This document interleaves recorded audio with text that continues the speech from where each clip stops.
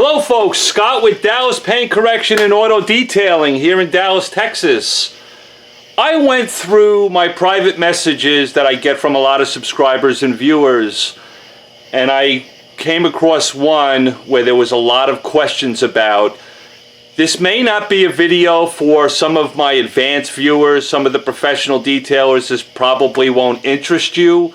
This video is going to be about the basics that you need as far as tools, supplies, equipment, just to get in the door of performing paint correction for any of your customers. If you're a beginner, I think what I have on this hood here is basically the basics. What you're probably most likely going to need if you want to get into paint correction. Yes, there's more stuff you will get over a period of time, but this is just going to get your foot in the door, and it's going to get you really, really far. And I'll go over each and every one of these products and why I think these are the basics. So some of my advanced users, advanced viewers, professional detailers, I love you all. If you guys want to watch the video, that's cool. You want to skip this and go on to another video in the future, that's awesome as well. But I'll ask some of my professional detailers that watch my channel. There may be a lot of beginners that ask a lot of comments below this video. If you guys can jump in and assist me, maybe I forgot something. Maybe you can answer some of those questions for beginners or those looking to get into paint correction. I just wanted to pass that your way. I'm grateful to all of you. But basically what we're going to talk about is what do you need to basically get your foot into the door, make some money, get into paint correction, and we're going to go into it. I'm going to go through the steps the best that I can when it comes to doing paint correction. What are the first step you're going to do, all the way to the end step, and basically all these products on the table are going to assist you in it. None of these products that are on the table are tools, mean that you have to buy them. These are, again, just the basics. This is just kind of giving you a baseline idea of what you may need. The very first thing you need when you do paint correction is you've got to wash the car. You can decide whatever wash that you want to use, whatever car soap you want to use. A lot of these products on the table are ones that I use, but they're just more representative of something you may want to look into. Again, here's a car soap made by Meguiar's. This happens to be their gold class. I like it. The reason why I like it is because there's not a lot of glossing agents that are left behind on the panel. If you're going to be doing some paint correction, you've got to wash the car. You want to remove those before you perform paint correction. So I want a soap that's appropriate for paint correction. Again, this may not be the soap for you. You may want to do some research and find something that makes more sense for your personality. That's fine, but I'm just using this as a key to kind of get you moving in the right direction, and also to remind me and help me as we go through these steps. So you got to wash the car first. You may choose to use a bucket method. You may choose to use a rinseless method. This is a soap that I would recommend, or kind of not push, but just kind of tell you, hey, this is one to think about. But pick the soap that you want. If you're going to use a rinseless method, which is a great method when you're going to do paint correction, because if you break out the buckets and your favorite mitt and all that soap and water all over the panel, then you got to dry it. It can slow you down. A rinseless method is great. This happens to be Optimum No Rinse. They're wash and shine without the wax in it. Again, I don't want a lot of glossing agents on the panel. I'm only going to have to remove them before I do paint correction. So here's a rinseless wash. You may want to go that method. Not that O&R scratches the paint, not that any rinseless wash scratches the paint, but if you're going to use a microfiber towel method, the big red sponge, no judgment by me, though, those are all fine. If you're worried about scratching the paint, I wouldn't overthink it, especially if you're going to be doing some paint correction for somebody immediately after. But here's a great rinseless wash. I am using Dawn's soap as a prop. You're going to need some type of soap that can strip off waxes and sealants that may already be present on the car, so that you can perform paint correction on somebody's vehicle. You can use Dawn if you want, if you feel comfortable with that. There are other strip washes out there by Chemical Guys, by Adams, but that's something to think about. You may want a soap that's a little bit more aggressive to be able to strip waxes and sealants. You can also use your favorite car soap, put some all-purpose cleaner inside of it, kind of raise up that pH level of your car soap, and try to assist you in removing those waxes and sealants as well. Again, this is just a prop. You don't have to use Dawn if you're uncomfortable with it. The next thing you're going to want to do is you're going to want to dry off the vehicle. I don't really have anything here to show you to dry off the vehicle. You can use microfiber towels if you want, big ones, big plush ones to dry off a vehicle. You can also use a leaf blower if you want. Really up to you how you want to dry the vehicle. But once you dry the vehicle, after you've washed it to remove those loose, unbonded contaminants, you now have to you got to decontaminate the paint. We got to remove the bonded contaminants from the paint. This happens to be Clay Magic. It's just a clay bar made by a company called Clay Magic. I like it. It's is this considered their fine grade? I can't remember. It's the blue.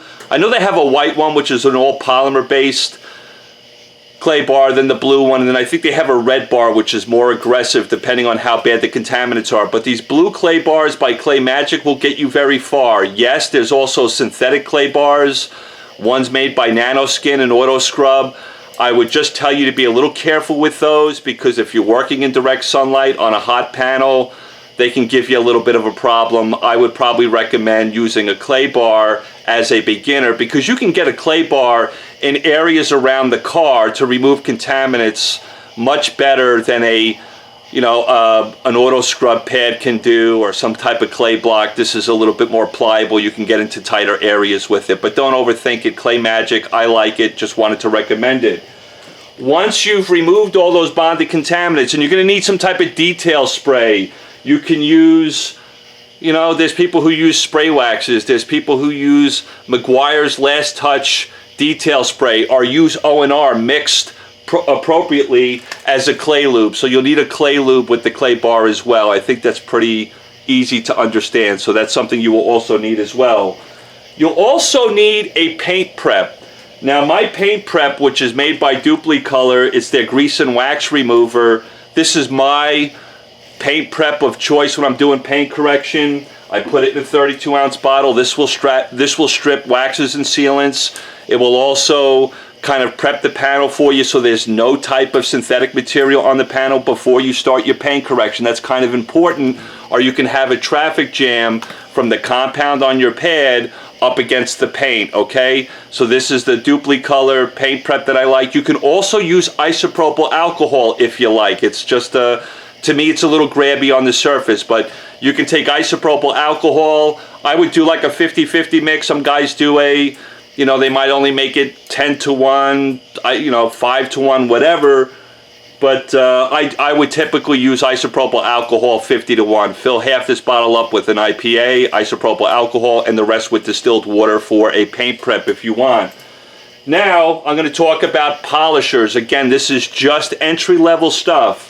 We've got the Griot's machine. You guys have heard me talk about this. This happens to be their 6-inch orbital. I think you can get this thing from anywhere from $140 to $160 depending on where you buy it. It comes with the 6-inch backing plate. Really, really nice machine. Well balanced, not a lot of vibration. Depending on your budget, how much you want to spend when you get into paint correction as a beginner, this is a great recommendation, okay? Now, that's got the 6-inch pad on it. I would recommend that you buy a 5-inch backing plate. Try to have a 6-inch backing plate, a 5-inch backing plate. This happens to be made by Lake Country. If you're going to buy any type of backing plates for paint correction, try to find high quality backing plates made by Lake Country, Meguiar's, Buff and Shine. Stay away from those no-name brands or something you might find on Amazon for $7. Sometimes the Velcro's not all that great. It can separate from the pad. It can get really hot. They're not flexible on the edges. You want a high quality backing plate. So this is a 5-inch backing plate. Now I've got this other polisher here. You guys have heard me talk about this dual action polisher made by, it's made by Chicago Electric Power Tools. You can buy it at Harbor Freight around $50. This one happens to have a 3-inch backing plate. I'm going to go into why you're going to need a 6-inch or 5-inch and a 3-inch backing plate, but I think a 3-inch backing plate and a 5-inch or a 6-inch is going to get you very, very far as entry level. So there's the polisher. Now, when it comes to the pads that you may want to buy and use, I had a lot of people ask me, Scott, if I buy a 6-inch backing plate, what size pads do I use? If you buy a 6-inch backing plate, you want to use pads that are 6 inch to 6.5 inches. If you're going to buy a 5-inch backing plate, you want to use pads that are 5 to 5.5 inches. If you use a 3-inch backing plate, I think they all come, the pads that will fit on it are 3 inches, maybe 3.5 inches, but that's how that works. Now I'll show you the different types of pads that you might want to get into depending on the level of paint correction you're going to provide for your customers. If you're using a dual action polisher like the ones on the table here, I would say, just for the purpose of this video, the most aggressive type of pad you could use is like a microfiber cutting pad. This happens to be made by Griots. I'm a fan of Meguiar's cutting pads when it comes to their microfibers. These will most likely be the most aggressive for some of you getting into paint correction for the first time. So this is a microfiber pad. Now, again, these pads are the ones I use. You don't necessarily have to use these companies.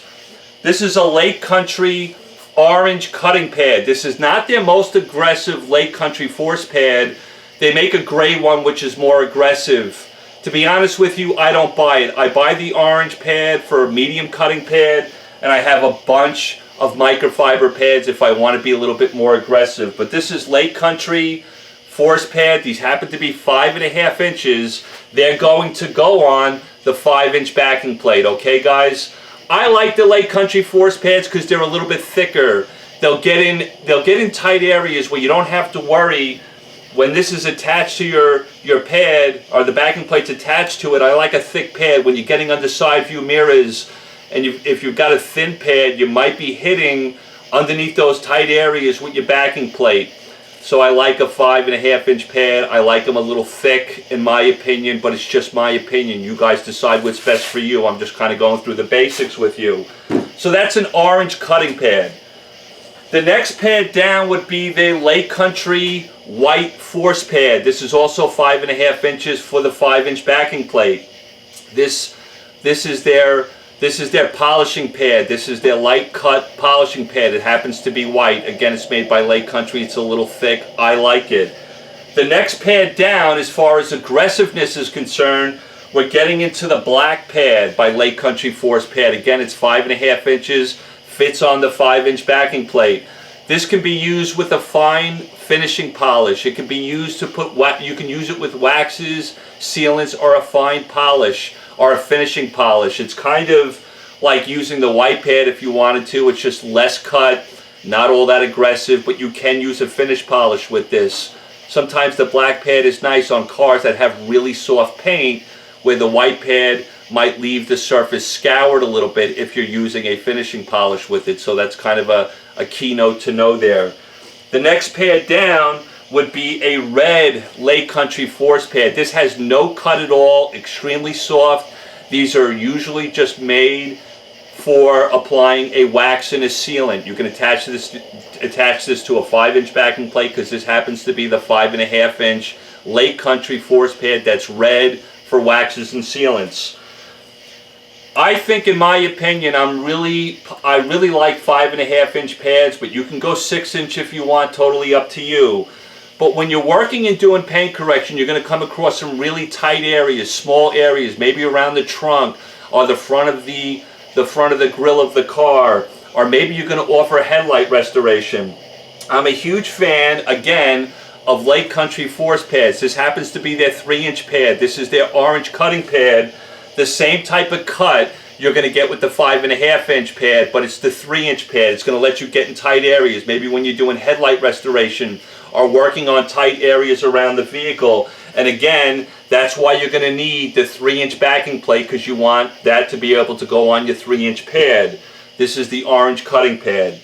Now when I'm doing headlight restoration, or after I've used that orange pad, I want to use a finishing polish. I like the Lake Country white pad. This is the 3-inch.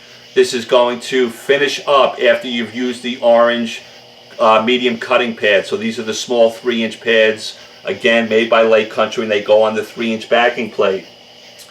The other thing that you're going to need in paint correction, obviously, you're going to need some compounds. You're going to need some polishes. Again, none of these polishes and compounds mean you have to buy them. I just think they're readily available, they work really well, and you can probably go pretty far with them. The staple to a lot of paint correction specialists is Meguiar's 105 and 205.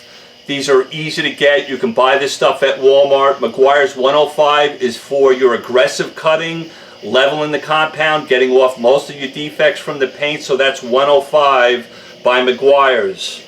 Here's the Meguiar's 205. You would typically follow up with, after you've used 105, you're going to follow up with 205 because this is your finish polish. Also a great finish polish. A lot of guys complain about these two products because they dust. They're a little bit finicky at times, but I think it's worth having them in your arsenal because they're cheap, easy to get your hands on. I use them a lot for headlight restorations. I use them even when I'm doing paint correction, but I've got a lot of time with them, so I know how they work. But I just wanted to pass that along to you. Now, some other compounds and polishes. You do not want to go crazy here if you're going in as a beginner. You don't need 10 different compounds, 10 different polishes. Just find ones that you can work with, learn them really well, and you'll go far. I'm a huge fan of the Griot's Boss system. This happens to be their fast correcting cream, a great correcting cream. And if you're using something aggressive like this type of compound, you would typically team it up for the beginners. You would want to team it up with something like a microfiber cutting pad, because this is an aggressive compound. You want to use an aggressive pad to be able to pull the defects off the paint. You can also use fast correcting cream by Griot's with the orange Lake Country Force pads. These happen to be the 5.5 inch. Even though it's medium cut and you put the fast correcting cream on this, you can get some really nice defect removal, okay? So that's a recommendation. If you don't want to use the Meguiar's 105, this is, in my opinion, yes, it's better than Meguiar's 105 in certain cases. I'm using it a lot more than Meguiar's 105. A great compound for removing deep defects from the paint. Now the next one down in the Griot's Boss system is their correcting cream. This is less aggressive than the fast correcting cream. I can still use this with the orange pad with Lake Country. The orange pad, I can still use this just like I would use the fast correcting cream with this pad. What's really nice about Griot's correcting cream is that this can really go after some moderate defects, and you don't necessarily have to follow up with a polish. Typically when we're going after deep defects with an aggressive compound, the surface will look great. You'll remove all the defects, but the paint will be scoured looking. It will look hazy, so you typically have to follow up with a polish. But what's really great with this can be a one-step correction for you where you go after moderate defects and it finishes out really well, leaves the panel nice and shiny and glossy, and you can go right to a wax and sealant. So that's something to consider. The next cream down in the Boss line is their perfecting cream. So typically what you would do if you were using the fast correcting cream by the Boss system, this is going after deep defects. It's going to leave the surface a little scoured depending on the condition of the paint, what color the paint is. You would typically follow up with a perfecting cream. Now with this perfecting cream here, this is a finish polish. I would use this with the Lake Country white pad. This is a polishing pad, very light cut. I would team up the white Lake Country Force pad with the perfecting cream. For you beginners out there, that might be a nice combination for you. That's how that works. As you go down in aggressiveness with your compounds or polishes, however you want to look at it, you typically want to go down with your pads as well and team them up so they work well together. So that's that. Now I'm going to get into, if you're going to be doing a two-step, you understand you might use a fast correcting cream, then follow up with a finish polish, or maybe you want to use Meguiar's 105 and finish up with a 205. That's considered a two-step all the way around the car.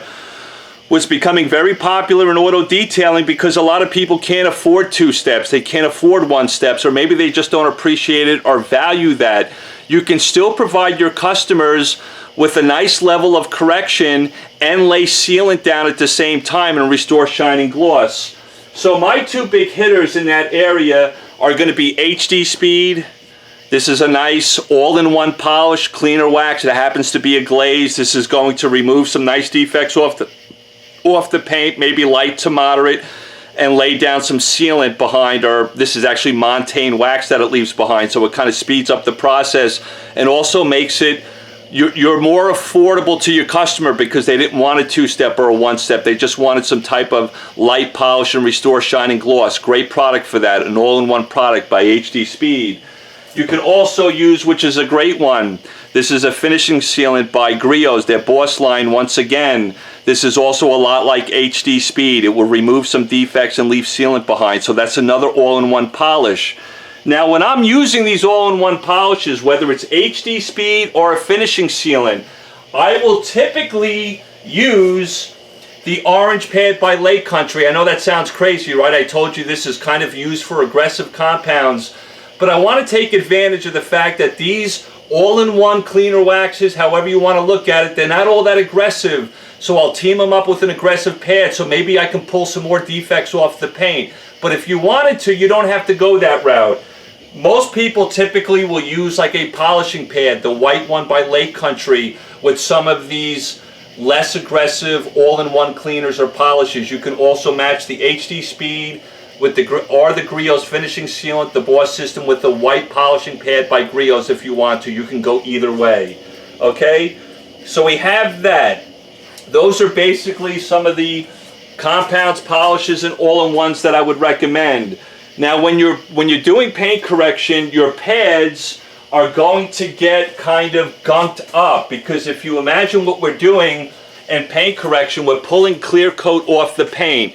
And we're also going to start getting some spent compound that's on the pad, and you want to remove that stuff from time to time. You're going to want a brush. Again, these are just the basic tools. You're going to want some type of brush to be able to brush off that pad. I would recommend for beginners, after you do your first 2x2 area, get into the habit of always working clean. It only takes a second to brush this pad off and then go to your next 2x2 area. As you get more advanced and start understanding how your compounds and polishes work, you may not find yourself cleaning it every time you go to use it, but just kind of go with the flow. Just be smart and always get in the habit of working clean. So you're going to need some type of brush. This happens to be made by Mothers. This is a detail brush, completely appropriate for wiping off the clear coat you're pulling off the paint and the spent compound, okay? Now, we're going to need some type of, when we do a paint correction, unless you're using an all-in-one that's going to leave a sealant behind, if you've done any type of two-step or one-step that didn't have a sealant within the compound itself, you're going to want to leave some type of protection on the paint. There's a bunch of different ways you can go. I'm a big fan of Menzerna products. I just have their Color Lock, which is their Carnauba wax. This is great.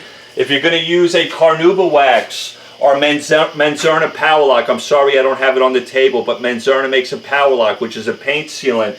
You typically want to apply these type of products, your protection products, at the end with either a black pad or a red pad. These are really soft, don't really have any cut to them, and you can apply your waxes and sealants, okay? Now, the other thing I want to talk about is after you've done all your paint correction, after you've laid some type of sealant on it, if that's what you chose to do, you should always protect the paint after you cut it and polish it, okay? You're going to want some type of detail spray, like a final inspection wipe down. Again, these products don't mean you have to buy them. This one is made by Griot's, Best of Show Detailer. This is nice as a final inspection wipe down on the paint. You can also use Meguiar's Synthetic Express Wax if you want, or you can just dedicate yourself a detail spray, like Meguiar's Last Touch Detail Spray is great for a final inspection wipe